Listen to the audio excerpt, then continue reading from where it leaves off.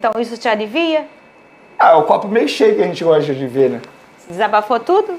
Agora Tudo. chegou sua vez. O meu copo tá vazio. Tá vazio? Mentira. Você não consegue ver o copo meio cheio?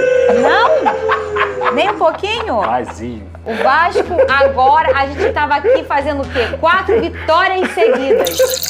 Mas sabe o que é legal? É que tudo com o Vasco... Tem nada de legal. Não, eu vou tentar te Hoje botar um ponto uma legal. senhora me parou na academia e falou assim, você tá triste, né, meu filho? É, não era o que eu imaginava. Ela, pô, imagina o seu colega lá do programa. É você. Olha aqui, eu vou dizer uma coisa. O bom é que tudo com o Vasco é cinematográfico. É? Já viu? Já. É tudo muito... Filme de terror. Não é isso. Pânico. Pô, drama. Não! Eu tô dizendo... Sabe quando tu abre lá o aplicativo? Tem lá a categoria do filme, drama, terror. É, o Vasco. Mas Atualmente. antes tava o quê? Romance. Antes tava. Entendeu? É tudo assim, Tá igual a gente. minha vida, então. Diversão. Uma hora é romance, outra hora é terror. Olha, gente, tá aqui, ó, 4 derrotas seguidas o Vasco acumulou. Bota aí o VT, que jogou ontem o Vasco e perdeu pro Grêmio. E aí, na volta, o homem vai ficar nervoso ali. O Cris, hoje tá difícil aqui esse estúdio, rodou. Logo no primeiro minuto do jogo, o Grêmio mostrou pressão e numa roubada de bola, Pavão cruzou para Cristaldo, que bateu cruzado para a defesa do goleiro Léo Jardim. O Vasco tentava abrir o placar. Coutinho tocou para Ryan, que tentou finalizar, mas a bola sobrou para Lucas Piton, que chutou para fora.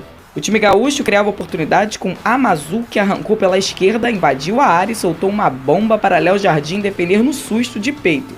Na segunda parte da partida, aos 5 minutos, Pavão fez o cruzamento pela direita. A zaga do Vasco tentou afastar, mas furou e a bola sobrou no meio da área para Carlos Vinícius. O atacante do Grêmio fez o giro e bateu no canto direito de Léo Jardim. 1-0 Grêmio. Aos 22 minutos do segundo tempo, Ryan fez boa jogada pela direita e cruzou para Verratti, mas o Pirata cabeceou para fora. O Grêmio insistia em mais um gol, até que aos 38, Dodge roubou a bola no meio de campo, fez o passe em profundidade para Amazu e o atacante bateu colocado para fechar o placar para os donos da casa. 2-0 Grêmio. Essa é a 4ª derrota consecutiva do Vasco, que vinha de uma sequência positiva sob o comando do técnico Fernando Diniz. A gente jogou errado hoje e mal. As duas coisas. Principalmente o primeiro tempo. O segundo tempo, a gente, quando voltou de uma maneira mais equilibrada, mas a gente tomou o gol, a bola que estava no nosso pé, a gente cedeu para o adversário, cruzaram, raspou no Robert Renan, tirou o Barros da jogada. E aí o jogo com 1-0 o Grêmio, acho que ele fez um primeiro tempo bem melhor que o Vasco.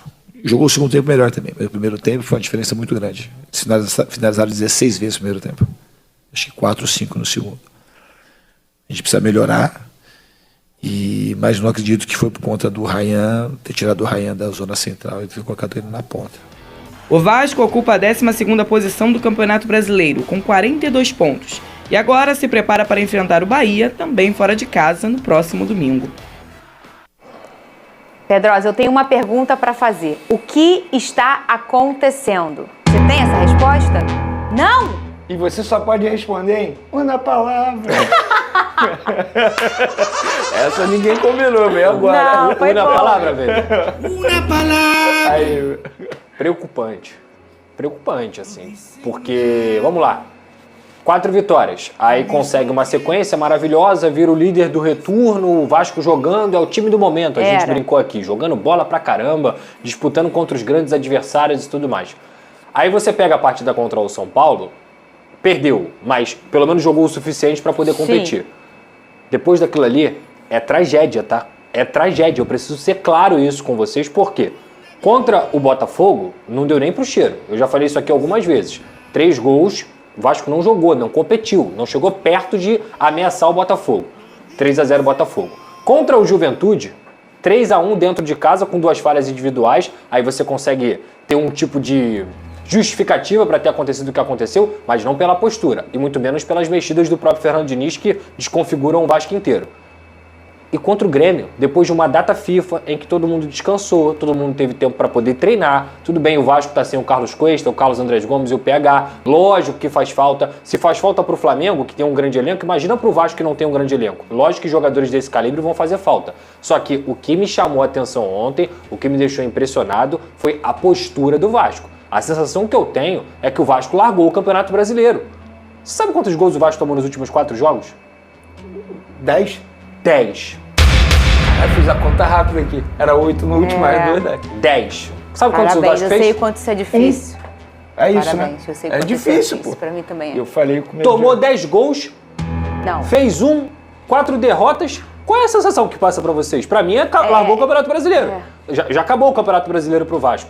E aí, cara, é um... Mas tá se preparando em que momento? Pra Porque, quê? Tá se preparando pra quê? Pra Copa do Brasil tem que ser agora. Porque que se prepara. ele falou assim, porque não tem nada a ver, não interfere em nada na Copa do Brasil, a gente tá pensando no brasileiro. Não parece. Você tá pensando no brasileiro e perdeu 4 seguidas, então tá com a cabeça onde? Essa é a sensação que o torcedor fica. E o que eu tô falando aqui, gente, não é ignorando tudo que o Diniz fez. O Diniz é um treinador que, repito, ele tirou o Vasco do Z4 e colocou numa disputa por Libertadores. Isso é muito relevante, junto com as peças que chegaram também. Mas nos últimos 4 jogos, o que mais preocupa o torcedor, eu vou falar novamente essa palavra, é desempenho. O Vasco só piora, o Vasco só regride. E nesse momento, você olha para uma final de Copa do Brasil como uma utopia. O Vasco não vai passar do Fluminense jogando dessa maneira. Não vai. E tudo isso tem a ver não só com o Fernando Diniz, mas com um grupo de jogadores também. A quantidade de erros técnicos, de falta de competição, da linguagem corporal desses caras, o Grêmio era para ter feito uma goleada no primeiro tempo se não fosse o Léo Jardim. E não tem exagero nenhum. O Léo Jardim terminou o jogo com 7 defesas. E mesmo assim o Grêmio meteu 2 gols. É para vocês verem a gravidade da situação. O Vasco não desarmou ontem. Quantos desarmes o Vasco teve no primeiro tempo? 0. Quantos desarmes o Grêmio teve? 6. Final do jogo, 18 desarmes Grêmio, 8 do Vasco. Sabe quantas vezes o Grêmio finalizou? 24. O Vasco, 5. É normal isso? Não. Não é normal. Então assim, eu só tô dando dado, tá? Eu não tô nem dando minha opinião aqui. E é eles só fato. combinam com o que aconteceu na partida, porque lógico, às vezes você... É lógico. E combina também com o fato de o Vasco teve 60 e poucos % de posse de bola, o Grêmio 37, 63 a 37. Quem jogou mais? O Grêmio. Então assim, é necessário não só ter um choque de realidade dentro desses jogadores, que tem que acontecer, sair dessa zona de conforto, mas necessário o Fernando Diniz também ser cobrado para que ele possa encontrar soluções. Porque se ele gosta tanto de cobrar e ele é um cara que tem essa postura enérgica, o que a gente viu ontem é um time dormindo em campo. Dormindo muitas vezes e sem a competição necessária. E quando você não compete dentro do Campeonato Brasileiro, quando você não briga por cada bola, o Campeonato Brasileiro te engole. E te engole rápido. E tem que lembrar, assim, eu não penso nisso, mas tem que lembrar, o Vasco está com 42 pontos, tá? Não se livrou ainda da zona do rebaixamento. Fica de olho. Ô Vene Casagrande, você acha que o quanto disso é... Porque assim, a gente vê que o Diniz, quando ele é... O Cris falou aqui no meu vídeo, o Diniz é muito intenso. E quando ele vê que o negócio não tá indo do jeito que ele sonhou, ele começa a mexer.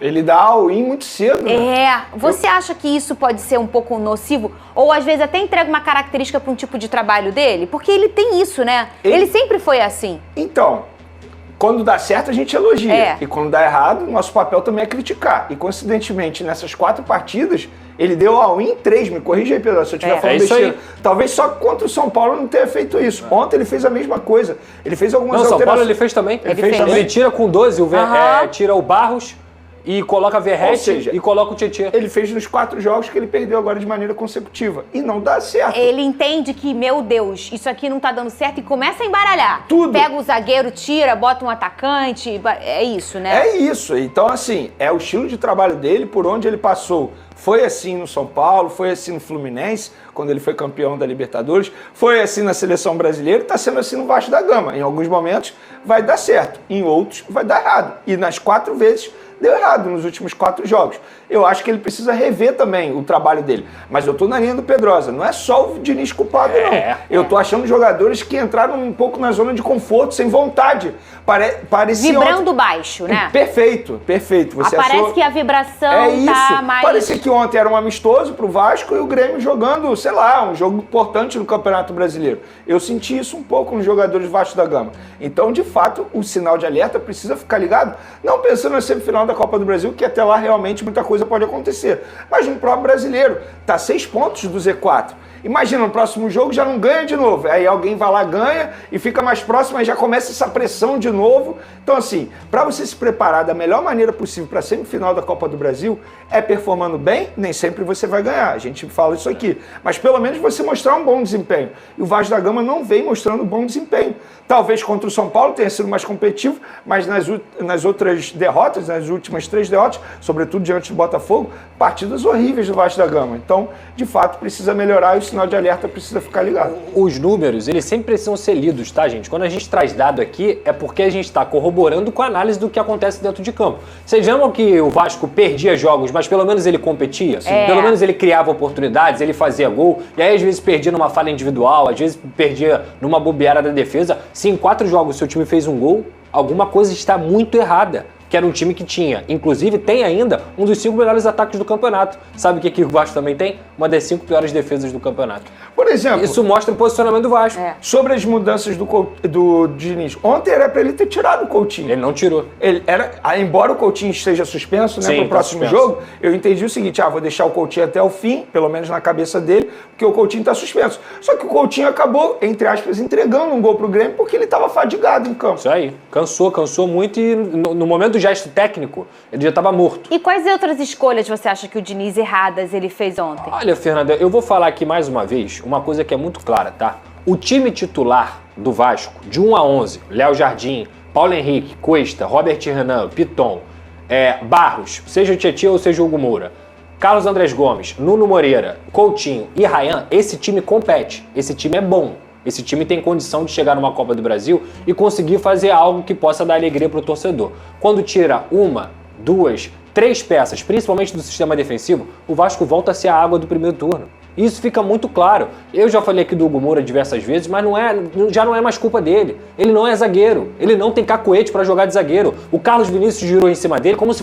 ele fosse uma criança. Ele nem encosta no Carlos Vinícius para tirar ele da jogada. Então assim, isso fica muito claro. Mais uma vez ontem, aí o Lucas Piton passou mal. Entra o Vitor Luiz, muito abaixo, é uma diferença muito grande de nível. O Pumita, que eu sempre falo aqui, ele é até um jogador mediano, um bom jogador, mas é muita diferença do Paulo Henrique, não é pouca não. E hoje o Verratti, infelizmente, não contribui. O Verratti não consegue ajudar o Vasco. O Carlos Andrés Gomes hoje, quando ele atua e coloca o Ryan de centroavante, o Vasco é um time muito mais móvel. Então perdeu força, perdeu qualidade, mas perdeu também atenção, perdeu nível de competitividade, e é por isso que eu estou usando a palavra regrediu. E regrediu muito. E é impressionante isso, né?